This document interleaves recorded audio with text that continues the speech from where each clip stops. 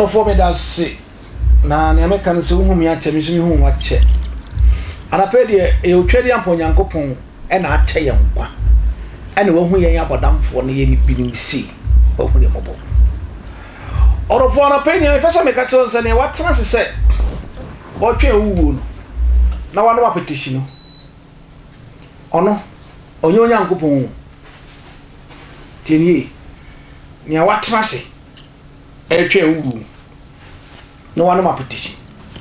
On your young coupon. Because young coupon for our current sharing some. Njaya men many men might be being tittle. Because no new Christian on your suffer radi.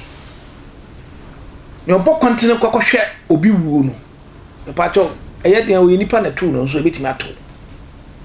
Nemo never pass a catcher on the say. Jai nipa ho nsem ka nipa ho nsem a wo kan wa ma na ya popular wo hu ye ne a wote ya na wote wo ja kan ka nyame be hira wo ne mo ne me pesa me ka kira wo ne se nsuo to anadwo de suo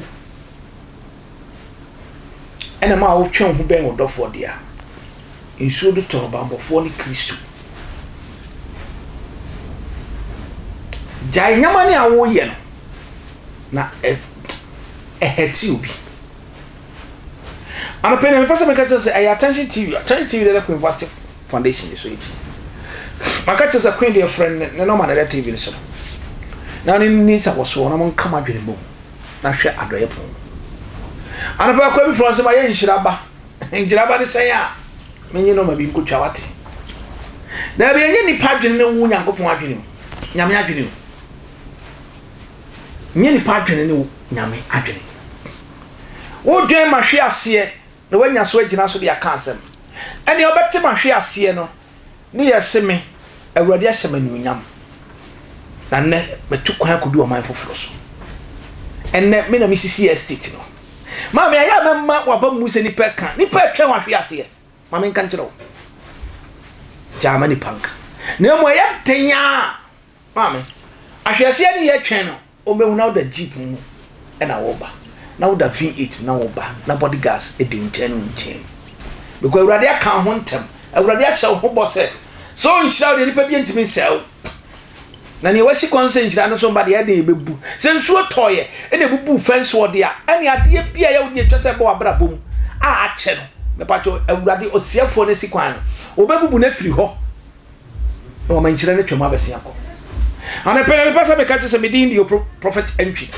odi for back to back e ba issue some ko tie mi o asema me pasa me catch ba akopɛ tie mi ye nyina ya Ghana e difo me di oboma ya papa Amoako Attah Freedom Chapel ana Parliament Church papa yi yobia ni petie ne num kasa na sana nyame adwuma no mo ye fa onyame to nsa fran ya yeso ye de kra be wuri ati se pese ye bi no sana secret bi wom enye nyame kan no mo de ne ye adwuma ntinti ne ye de achi ye brasa ni pa hu ye na waboa yen na ne papa Amoako Attah ye nyame adwuma nya no se doso twem awutu breku ni ba wanya no ho we na papa ahonya de wanya eni nyina wanyini wo nyame adwuma mu aya le ka Solomon asem Solomon bagidi is a wise king, is a wise man kan kwa wan and so Solomon nyansa no wantimi amfa nya mobile phone wantimi amfa nya plane or the ware mad do Sane ya papa Amoako Attah nso ye nyame adwuma waye te se metu seda wanyini wom nti se nyama ni post na be kire mana kaka nsam ye ho fata enkoyi a amani papa twena basane soro ne famu a anka who is papa Amoako Attah na unyi nyame adwuma mo ahwe ansem bi wa bakeka papa watimi ahwe Ghana fo nyina ni makasa secret bi wo nyame adwuma ma wo twe ho fo nyame adwuma watimi 10 days agu nyame adwuma papa ene se ne ya wo ye nyina na nya firi nyame o ne ya wo keke nyina na nya nyame akwa na wona mo sa secret na to na ma wo ye yi o da V8 police fo ba ho ban o ba ni pa kutubo mu ase chia wo a ne papa di nkyirima fo abro ana papa mesra say many post dia men post no wadu dia ne hand over from our next king of the past se secret wo ntina mo makwan ye hu secret ne yetimi ayebi na adwuma no so timi hyira ye na nyame yetimi hyira ye a ene papa me se wadi nkyirima abro wadi Ghana fo abro so betimi ni 10 days agu wiase nyame asori nya Ghana nyina nsori agu wiase nyina nsori dia ene papa ne chese wo sin so de ayingobolo now sing Judas Iscariot now sing Pontius Pilate ya papa mo akwata enu masem no na papa kan se me yam hyeme amanfo atwetwe na basana me se ebi se odi for back to back wodi en sase bi wo man kan na akwahye nipa na na wadi omposo bekasa ena papa mo akwata me panasa man to the stand say enyini na papa na nyini na nenu nsama sa preach na sa nti ayo ba o atete se comedian ti se ejako o atete se lewin be shishir se beko nti ayo aboma me papa kwa no on react sa ka papa mo akwata ba bia waduro ne de anka wo obi aka wo nipa nyina ba ho be fafutuo because we obi a se nipa kan asema na makoma ya be yada me stop nipa me koma go back and check all my records me deal the prophet Eric Akwesempie abechi shusa meko nipa sori tia me makwan na papa den wa yema yensasi fam ye di wachiri so far ye nyame adwuma ba ye ni ato se papa mo akonti say is a role model that is the model you are showing to us we are not going to accept it papa san kobra bi be correction asmo kan Ghana for diaw said secretary bo nyame adwuma so twe ho a wo betima ka to abontin 10 days papa me dew se bra abontin beka me dew se bra abontin na 10 days ogu nyame adwuma ne nyame fa na nisi anhwew aya mo provoke nyankopon papa wo provoke nyankopon papa mo akwata wo provoke nyankopon and the voice of the people are the voice of God my kind of correction so she dey tuba wani ha ho na ntumi nya biam na ne ato no se comedians ne nyama na aba dia ne awu ye dia tse ne awu yi joko unni message onyame wo na firi so ko ne aka ne comedian you are doing so but me guga na sorry nyina 10 days apapa boa try let's see ayan kika ena wakika so but me confirm sadi we pa papa mo kata ni papu no menya ne awo ye no na mfa ni guase mra wo kika ko ba bi yen se kika ko aya ko si unya da media na no mo kasa papa ya hwechi o na wo ngina chitie o no adwene mu do sabi wo ngina chitie o no wo adwene mu do ntu kasa sane ni pa respect to certain level no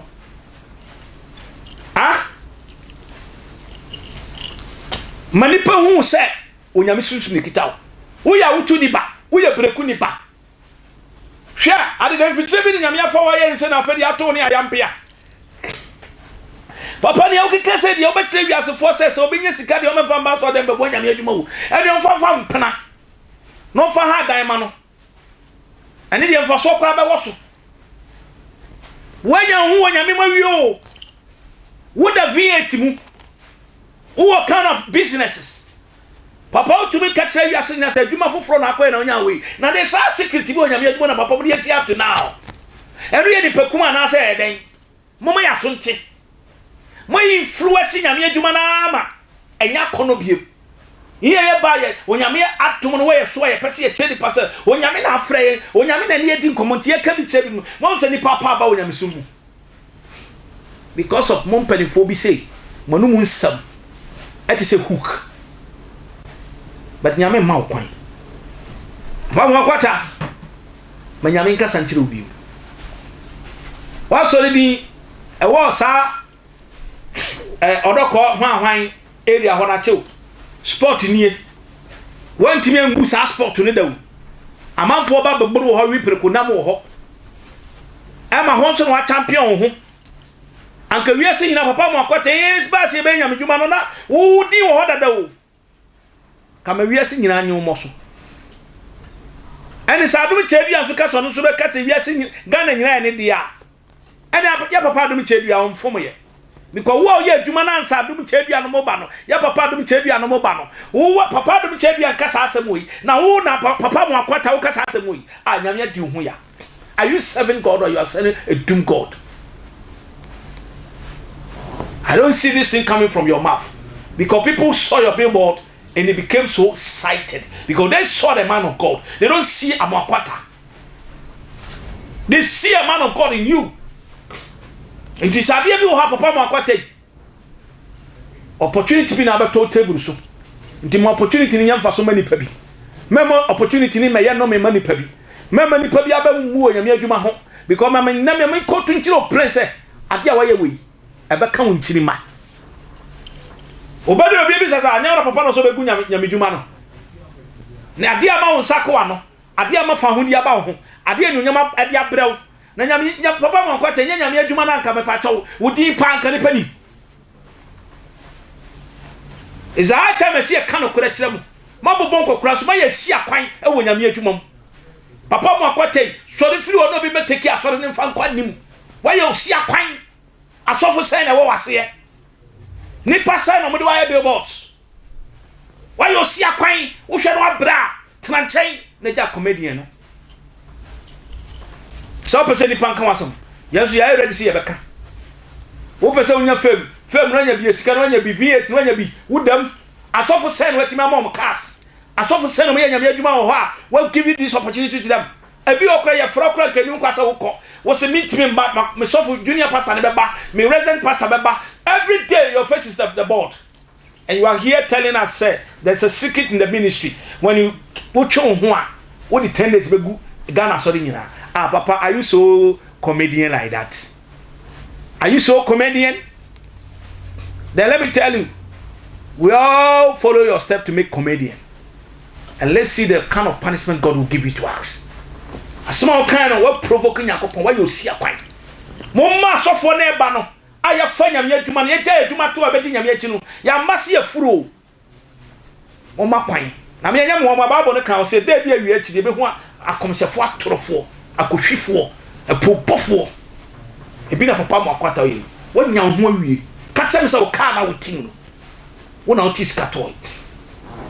Nyame adwuma no nyae ana ko tu pikas na onya seska ye nkase nyame adwuma no be mu a odi bebo asore ma na po na mum onyuma pa o se no oye madwuma no wa de onya ketua pa firi so nti nyame adwuma ba ye de papa ti no onya aketua firi so nti na metra public ntum futuro mu ni pani se meme Amoako ta metwe me ho a ade we adwuma Jesus ana Nyankopon si ana woni o wo Nyankopon si ana mo me nka no kwara nkyerɛ why you see akwa onyame adwuma ya ho Amoako ta nipa ti hu ya mimi say me obi amakoma wo ho pa, but I'm telling you the gospel fact, but ti hu ya sasa mo firi wonu mba that means what change wiem am sum abakata han so nipa nyina hwe so onyame difo ana wo nyame somafo eye pharisee eye tump and onyame ye ni ho biem emfa bon because ye expect so baka sasa mo Tvgh wakasa na papa kasa bebre wakasa tie papa Amoako ta Ghana fo nyanim no na papa Antwi kojo wachi bewu na obewu so ana yeri so bewu papa when you give a prophecy and the prophecy confirmed doesn't mean you are so powerful at time asofo ni binom sabe betima confirm wan so betwa ho akum ana papa what do you call it na me nko fa ni dimra ya papa resurrection Antwi kojo wachi papa yare ya wante wo san be shen kom say yare kum papa na no be kunu yire are you so that way into party Yankopon to me save nyamema. Let's save the people of God, not giving a prophecy that when he confirmed that you are so great man. You are not. You are doomed prophet. I'm telling you. Yeah, they Ghana for war when they be win, when they be see. And the mama politicians no kure free womanum. Because we say more kind of pastors like this. Omo bam ho mo benyam ho afiri ho. Mo bom pa bom say mo yesi. Na wo kokuru ska mam. Nti e be ne nyame adwuma atwe ho angu. Komofo ya mama. Onyame ne yentena. Wo ye ntia sema papa Amoako ata no kasa nanum e kan. Kanchire Ghana ni wiase na femunu na mpemfo nti wa e di atate no say every story contain a lot of lies. message I'm preaching on to me deep proof. Well, because I bring the revelation from that information. I'm not talking to the real people. Oh yeah. Me didn't wait. Send me to move the Christian. I can code up Christianity 10 days. I hold information. You can disprove it. A story. And story contains lies. Then catch what said the story about Cain and Abel. And then you Bible will go for Yana on the Bishop. Will you believe it? And I what you were saying? Dan Carabesi True. When you mean Mobo, no ye. Ah, I attend TV. Me didn't prophet Luka Century. Me a general overseer at the God's Revelation Ministry. A part of the telephone man that asked far, not from a Brahma more mobile. Me tenny as of Fobika, carrying her by one mobile, needs you. And yes, a son at the Papa Quanta Cadia. And you want ya, a bucket says young consume bosom, young consume, and a normal bosom. Because of security, or you will meet me. Until question for comment, natural dream. Let us. Bye bye.